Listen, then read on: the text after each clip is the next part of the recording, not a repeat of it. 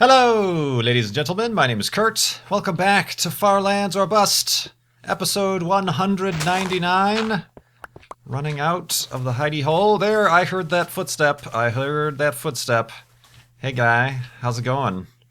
Perhaps you would like to meet my diamond sword of spawn pointiness. Boop.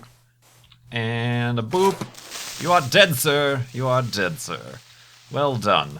All right. I heard the footsteps. I have become trained in the art of creeper detection. I should not speak so soon because in the next episode I'll probably get blown up at the doorstep.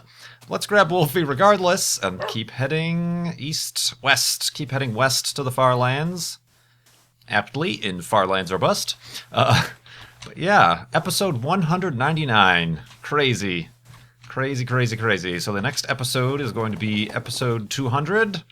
Looking forward to that, even though I know technically we didn't actually start walking towards the Far Lands until episode 11. But I still feel it, obviously. You can't ignore the fact that episode number 200 is coming up, I guess. Wow, which is crazy. I'll talk more about that in the next episode, I guess, but I never would have thought. You know, go back to March 2011 when little old Kurt was just starting up a Minecraft world and didn't know what the heck he was going to be doing. I don't think I anticipated continuing the series for this long, being the, you know, most series begin and end and stuff like that. This was the first series I started. The first Let's Play video I put up was episode 1 of what I called Adventures in Minecraft, I think, or Minecraft Adventures, before I came up with the Far Lands or Bust concept. Wolf indeed, Wolfie, wolf indeed. So that's crazy. We'll have some fun in the next episode, but today, a normal 3-day Walking West episode, and continually reminding everybody to head on over to farlandsorbust.com, where you can contribute to our Child's Play charity fundraiser. We are right now $7,175.61 right now raised so far. Like I said, use the chip-in widget on the homepage to do that, and all that money goes to help kids, children in children's hospitals and hospitals around the world. World, just Earth right now is it's confined to, but they get them toys, books, games, video games, and things to those kids in those hospitals. Really a helpful charity to support. And still, the JASON Statham Initiative. We're still trying to raise $10,000 before the end of the year. At which point, if we do so, I will get the Jason Statham buzz cut, chopping off the hair. Something a little bit of an incentive, I guess, a little bit of a stunt, if you will. Just a little bit over 2 weeks to go before that deadline. I mean, if you'd like to speed it up even more, you could try to get it before Christmas, and then you'll be forcing me to attend my family's Christmas festivities with a shiny new head. I don't know. I'm not going clean shaven, just a buzz cut.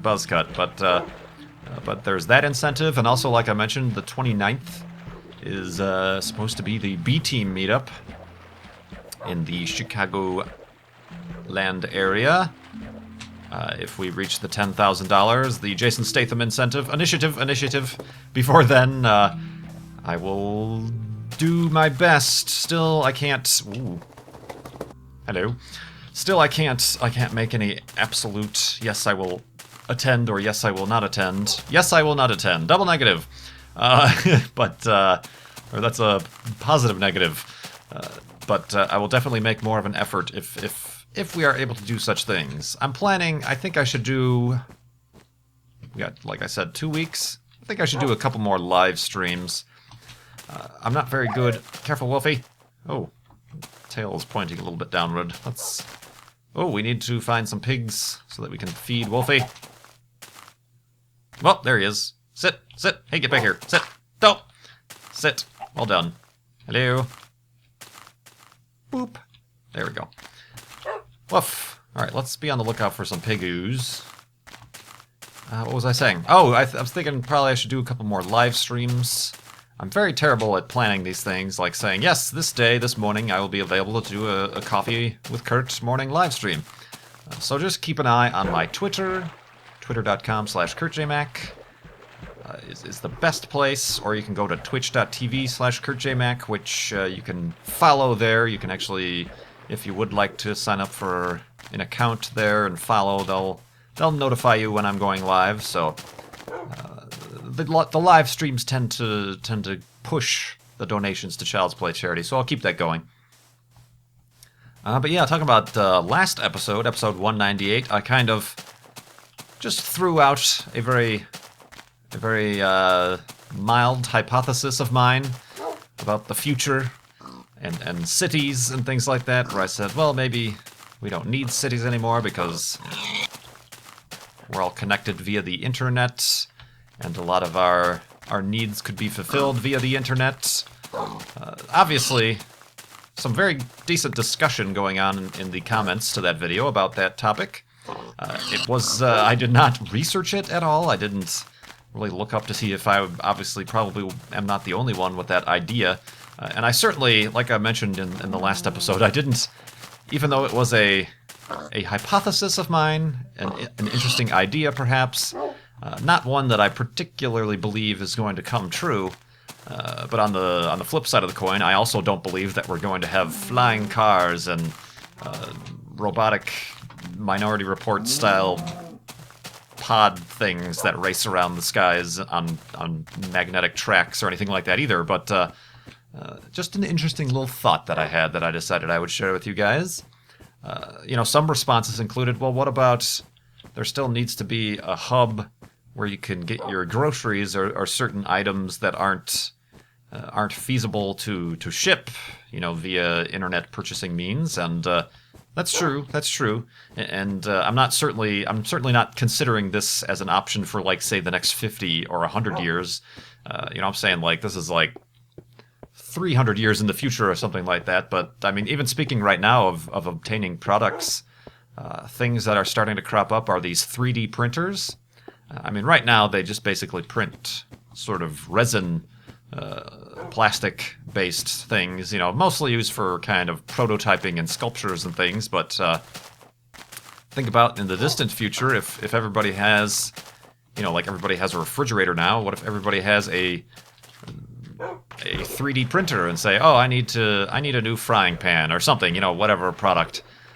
Instead of purchasing the product online and having it shipped from a warehouse and delivered to your door, you instead pay for the schematics. You pay for the program.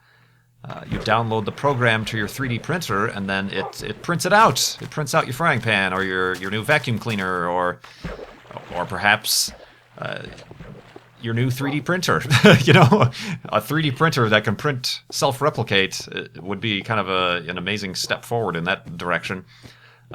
So thinking about that stuff in the future, not so sci-fi as putting a small capsule in your microwave and then a Thanksgiving feast pops out, but stuff like that. Just very interesting thought experiments, I guess you could call that. But yeah, I do appreciate quite a few good discussion points. A lot of people seem to agree that cities are going nowhere. If anything, cities are probably a lot more environmentally and economically reasonable than everybody kind of diffusing and spreading out throughout the environment. That's probably the case. And I definitely agree with the fact that people are simply nostalgic and will cling to the idea of the city. I mean, even if they are, say, I know plenty of shy or introverted people who don't necessarily like big groups of people, but they love their city that they live in, or the idea of cities and stuff. So I don't know why I'm doing this. I do have an axe. Hello? Somebody just pushed me. Wolfie? Woof! Yep, it was him. Out of the way, shrubberies. Damn it. I do not wish to have you plant a tree for Arbor Day. So yeah, I do see that, and like I said, it's an idea I had, not necessarily one that I feel is absolutely, this is the way it's going to be in the future sort of thing. So I guess since we're here, Might as well make our elevated hidey hole. Boop, boop, boop. Boop, and a boop. And we can go to sleep for the first night. I believe it's probably dark enough. Let's try. Damn, it isn't. One more darkness. There we go.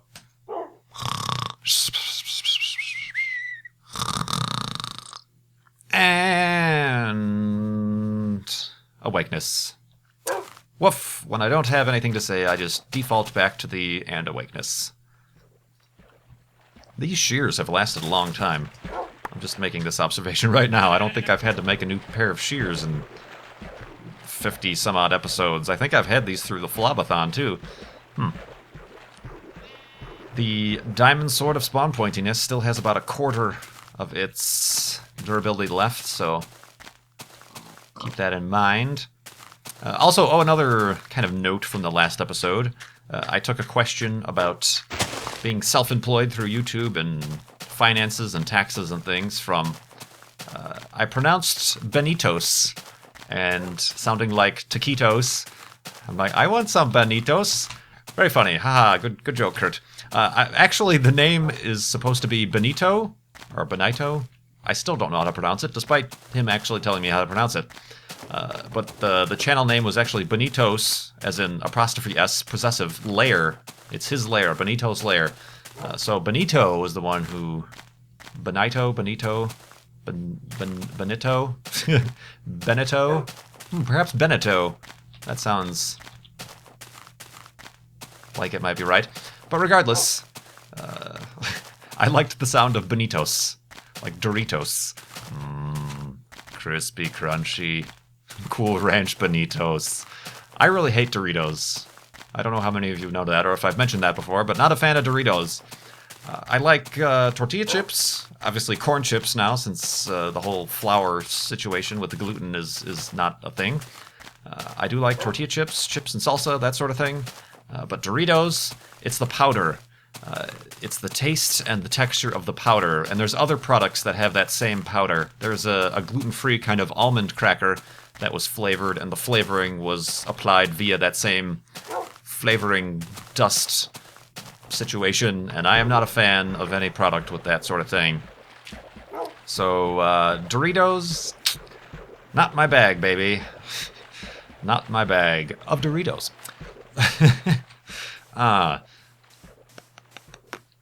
Let me answer some questions. This feels like a good episode. I don't particularly have any stories to tell. There was another story, a very brief story that I thought of last night from Minecon, but I have since forgotten it. I heard a skeleton. You know, kind of one of those one-off stories, like the Good's doppelganger thing, but I guess I'll have to, it'll probably pop in my head at some point. Boink. But regardless, let's answer some questions. I guess continuing on with that same theme about YouTube as a career, as a job. Where did it go? Where did it go? Sorry, I'm like not looking at the screen. I'm just sailing aimlessly. Where did that go? Somebody asked a question. And now I cannot find it. Did I not copy it? Damn, I don't know that I copied it. Hold on.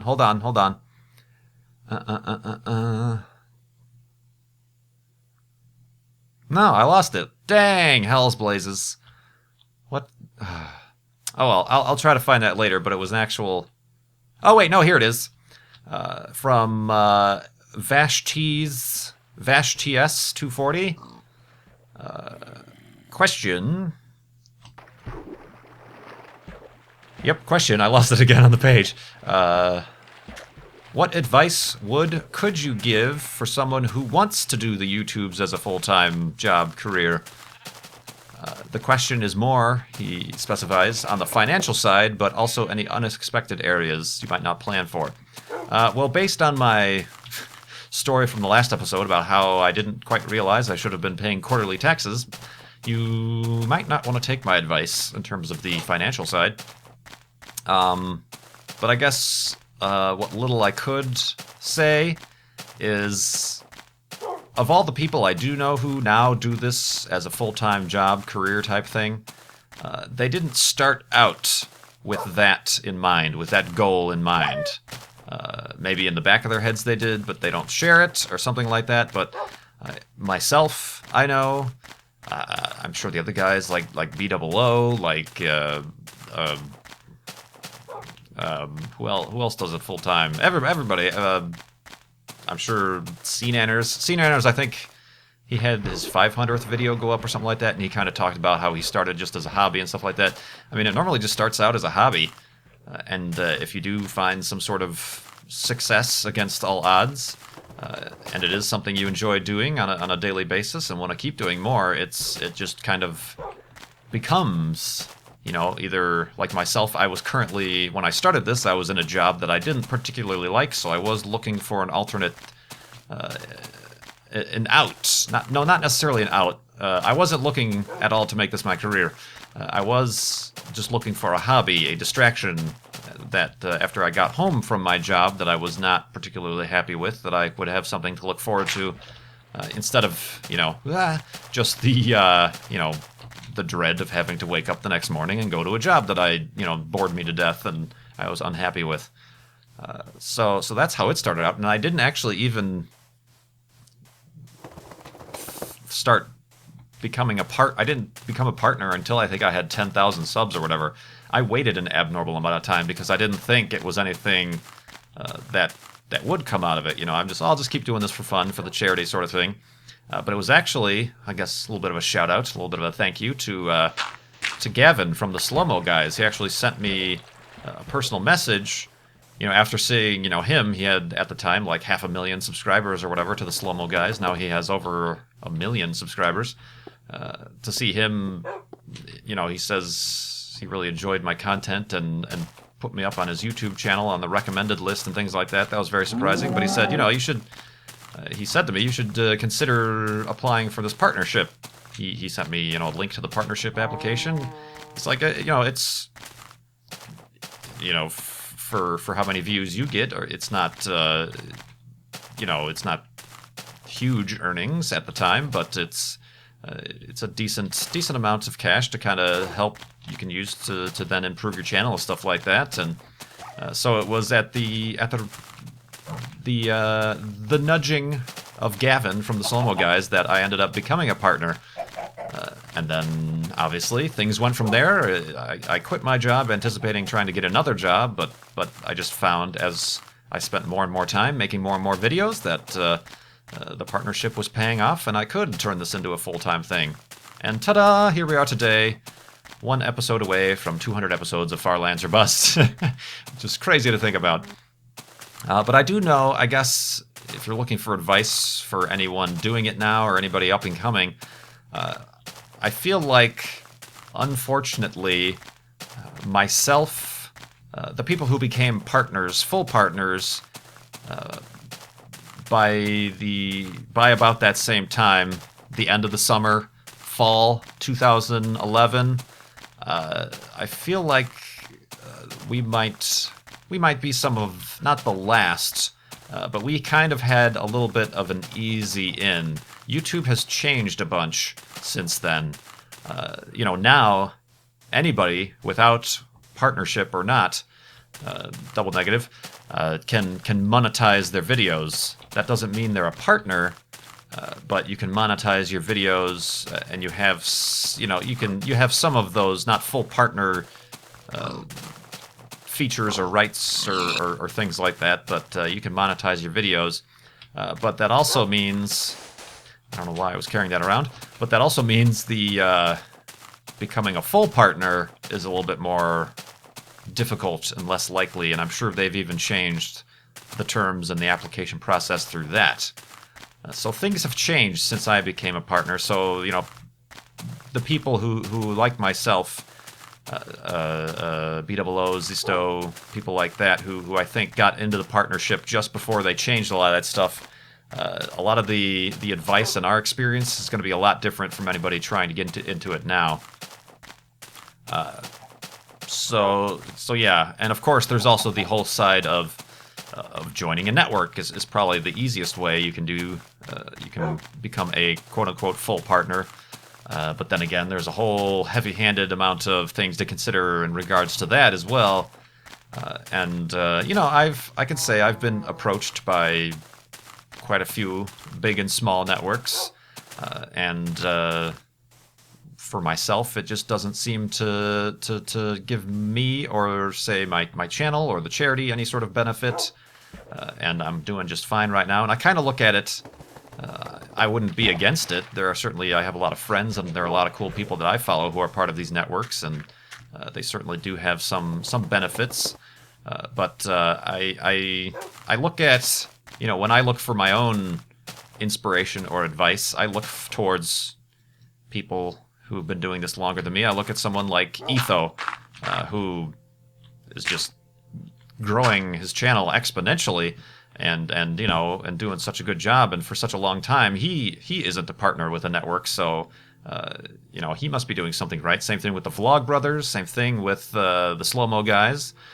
You know, people I look up to, I kind of look to see what they're doing and try to kind of base my decisions off of, well, either I'll talk to them or I'll just kind of look, well, they must know something because they're quite successful and they're doing this or they're not doing that. So that's kind of the way I would recommend you guys go about it if you are looking into this stuff. Let's go to sleep, Wolfie. Then we'll talk in the morning.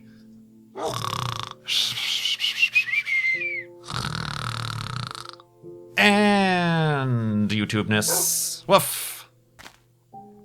I have to be careful of these cacti. I guess I know that Vash asked the question specifically on the financial side.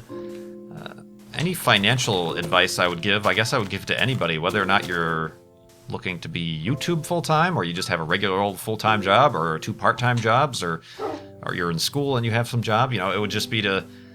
I personally, I save a lot. I don't spend that much on myself, on going out. I don't travel that often. You know, and when I do, it's like, you know, to Minecon or something like that. So, you know, I budget for that sort of stuff. And I would just say, you know, be educated and responsible with your money, you know. Make sure that you pay off your debt, because interest is a pain. You know, I'm the type of person who pays my credit card balances every month. I never carry a balance or pay interest or anything like that. I have one checking and one savings account that does okay, and I have a retirement account myself that I started because the job I had before I started doing this didn't offer any retirement, which is one of the many reasons it was not quite a good job to have. You know, it didn't offer any benefits beyond very basic and very expensive medical, not even dental or anything. So I did open my own kind of private retirement account. So I have that, and I kind of put some money into that every once in a while, just to have it there. But that's not a huge concern of mine. Even though it should be, you know, you should have at least a little bit going towards retirement. I know they say, you know, the earlier you start, the compounding interest and blah, blah, blah, blah, blah.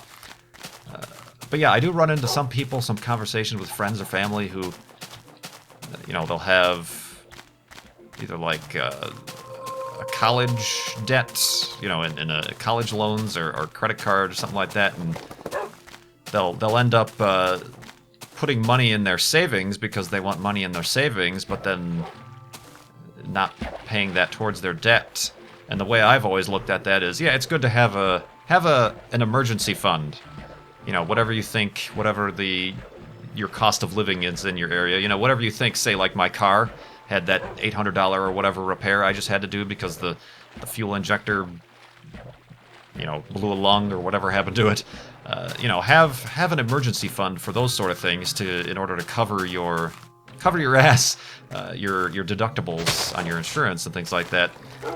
But beyond that, if you do have debts, you know, if you're paying 7% interest on your college loan, but you're only making 0.5% interest on your savings account, you should probably put the money towards the loan instead of your savings account, because you're going to, even though you're making 0.5% or 1% interest, which is kind of a little bit unheard of these days, but even if you're making 1% interest on your savings account, you're going to be losing overall 6% on that, because the other 6% is going towards the having to pay extra on the interest on your loan or your debt. So I take a very simplistic approach to my finances. I don't like divvy up my money. When I have money, it's just all in the same pot. I'm not saying, oh, this money is for emergencies and this money is for saving up for a new car, or this money, it's all the same money to me personally, which is why I only have one bank account really. So the only kind of separate money I have is the retirement money, which I still feel is in the same pool of money of what I own. It's just I will own that money a little bit later in life, supposedly. So yeah, that is kind of my scatterbrained financial advice, regardless of whether or not you're doing this YouTube thing full time or anything like that. I mean, obviously, in terms of YouTube, you want to treat it like a business, and the money you're earning, you want to then turn around and instead of just being like, ooh, payday, you want to turn around and actually invest that back into your channel, whether or not it be if you're doing vlogs and camera equipment or editing. Careful, Wolfie. Dang, he's getting hurt. Good thing I have all these pork chops. Bones, whatever. Boop. All right, there we go. You want to reinvest, and then later on, that sort of stuff will be tax deductible because it's for your business. Woof! Yeah, tax deductible. Woo! We need all that we can get this year, Kurt. But yeah, I hope that makes sense. I'm not a financial planner. I'm no expert. I could have just given you the worst advice possible right there, but that's how my approach to things. A question, sort of, I guess, related to some history of Far Lands or Bust. Charkay asked, quite a while ago, I was asking for artists to kind of send examples of their art so that they could design t-shirts for Far Lands or Bust and for my channel. He asks, or they ask, I'm not sure if that's a male or female, Charkay, did I pick an artist? Or what happened to that? Or did I drop that idea completely? Well, I did get quite a few applications, as you could say, for doing artwork for my t-shirt store. Obviously, I have a t-shirt store now, and that went up. I ended up, I mean, like I've said before, all the fan art is amazing and everything like that. And I did want to kind of set up a situation where instead of just getting free fan art and starting to sell it on my t-shirt shop, I could give some sort of commissioned to the artist or designer.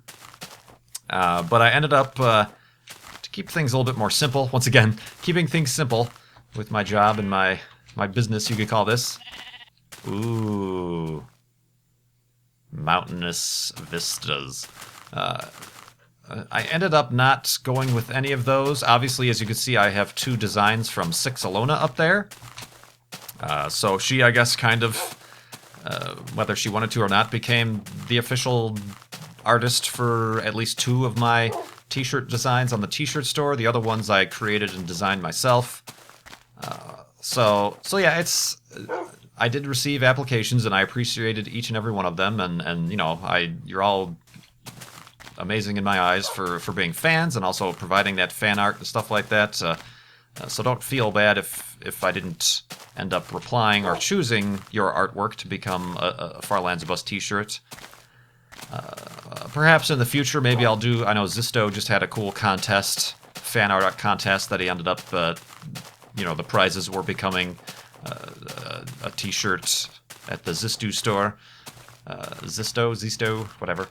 So maybe I'll do that again in the future. But I keep things rather simple, and I do, as I've mentioned before, I do like maintaining control of the Far Lands or Bust kind of universe. And I guess a little bit of that. I guess, yeah, a little bit of going back to a previous segue, what I was talking about. I would advise people, if you do start to become quote-unquote big on YouTube, to try to keep as much of it under your own control or under one roof as you possibly can. Because when you start to delineate, like I've had offers of people saying, oh, I administer Minecraft servers, and I would like to create the official Far Lands or Bust multiplayer, fan server. I'm like, thanks, but no thanks.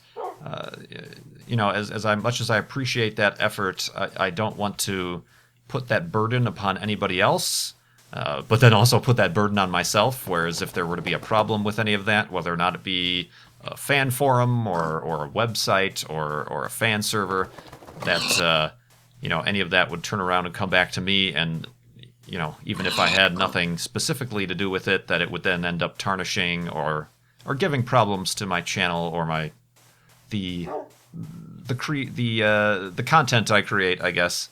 So yeah, that I guess is if you're looking to kind of emulate my approach, that's something I would recommend for anything. If you're making a webcomic, if you're producing YouTube videos, if you have a blog, try to keep control of everything and educate yourself as how to maintain control and how to say control your ads or your t-shirt store and stuff like that. So that's why I kind of keep that under one roof.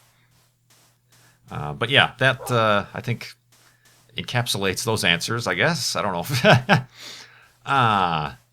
I'm trying to think. Is it me or are these episodes going really fast?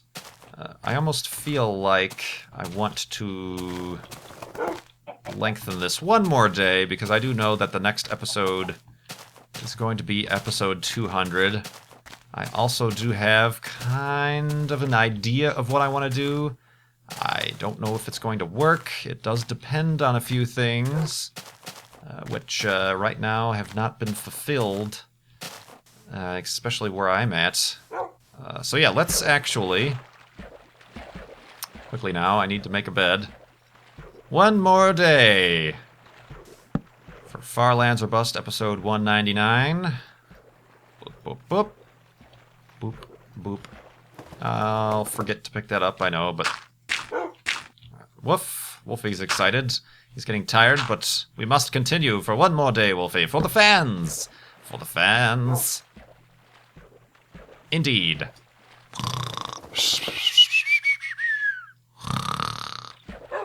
And awakeness and episode milestonesness. And a boop. And a boop. I do need a little bit more torches. Torches, torches, torches. Kurt needs some torches. Bing. That is a reference. Ooh, wolves! Totally missed them.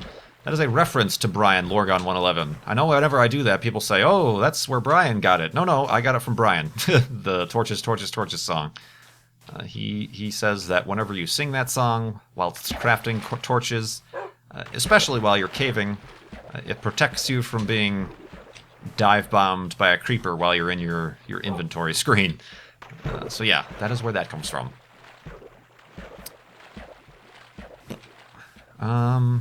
Let me answer a question from Chrysb, CHRYSB 81.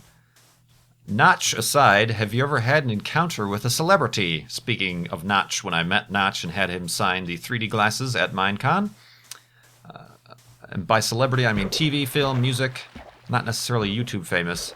And do you know if any has ever given to Child's Play? Well, Notch has given to Child's Play quite a significant amount. Through Far Lands or Bust. He gives, then, you'll see he puts up donations on Humble Bundle and stuff like that. So he's a very generous, very charitable person.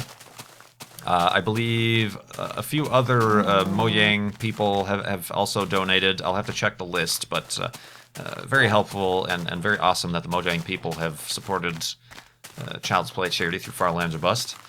Not really. I'm trying to think. I mean, I've met, when I was little, my dad took me to a lot of baseball games, Chicago White Sox. And I remember a couple times meeting some of the players. I think I met Bobby Thigpen, who wasn't the greatest of pitchers to meet.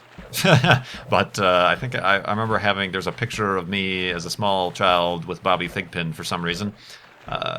of course, at the time, I'm whatever 7 or 8 years old. I don't really understand the concept of celebrity or that sort of thing. So not much of an impact.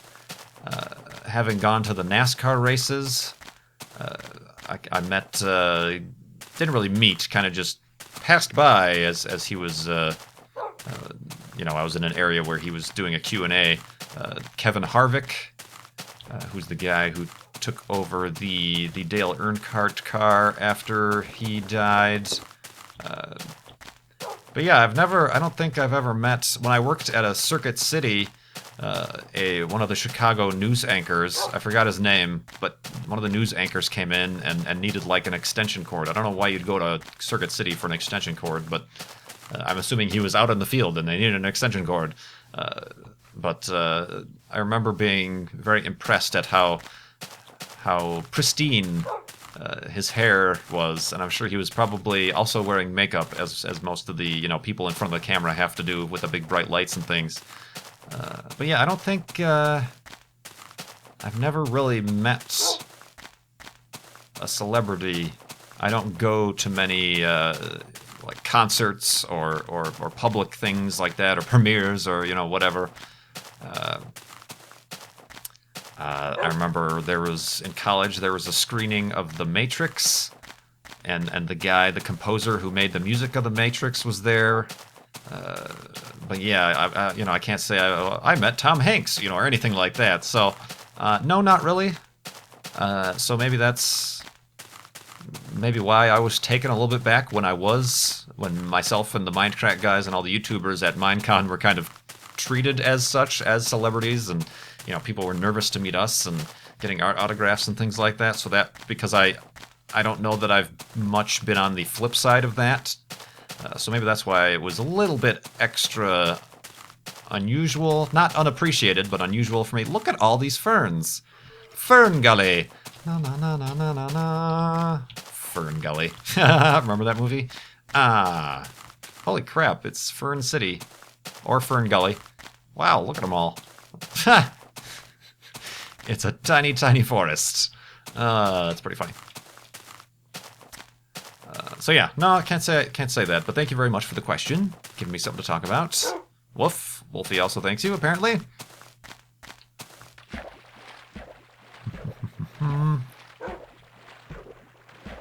Also, I guess, considering Minecon, Renee L asks, at Minecon, did you guys call yourselves by Minecraft names like Good or B-dubs, or with your real-life names?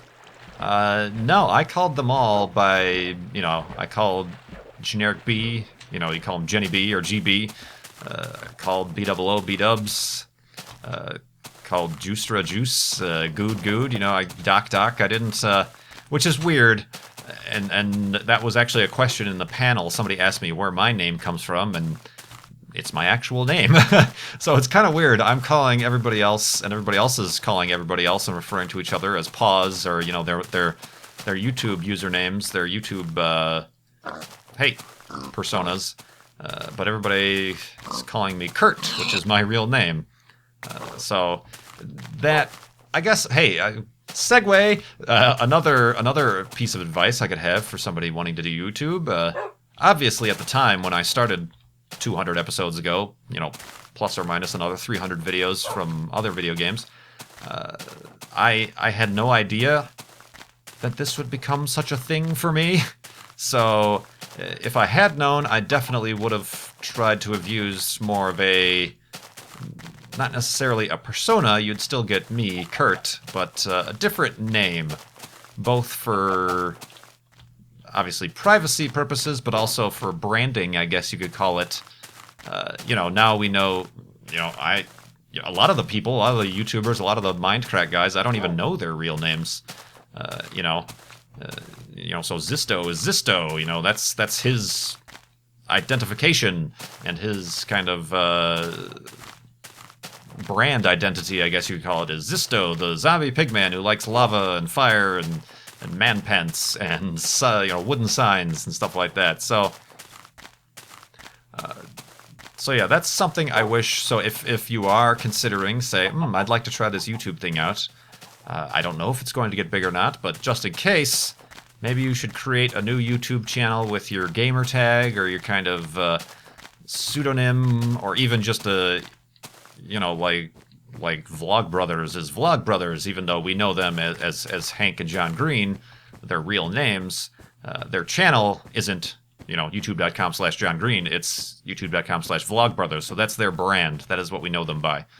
So that's another kind of a piece of advice that I would recommend, I suppose. Has it hurt me? I don't know. It's hard to say. Has it, you know, could I change that? I don't think so.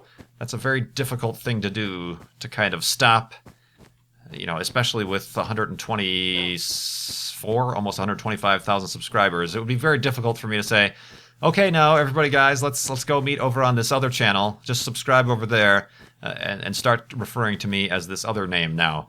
So yeah, I mean, even though like people like say Good, he starts all of his videos with, "Hello, guys. This is Jason, as always." You know, we know him as Jason, but we still call him Good all the time. It's Good Boulderfist. Good's got it. You know, that's his brand. So that's how we know him most of all. So I'm not so sure about that. That's kind of back and forth. But I'm here. I'm KurtJMac. That is my brand now. Farlander, perhaps. Something. Farlands or Bust Guy. You know, whatever. Or just plain old Kurt. That's fine.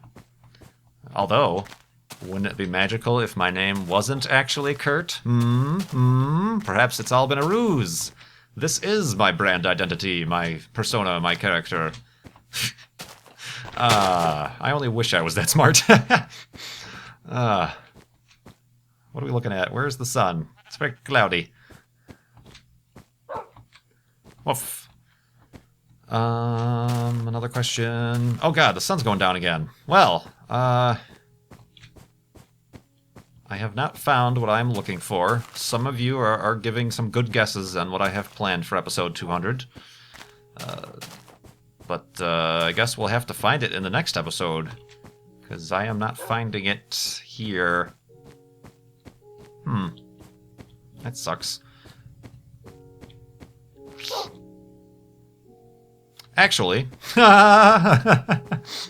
speak of the devil, literally speak of the devil. I believe we have found what we were searching for at quite the opportune time. Lol.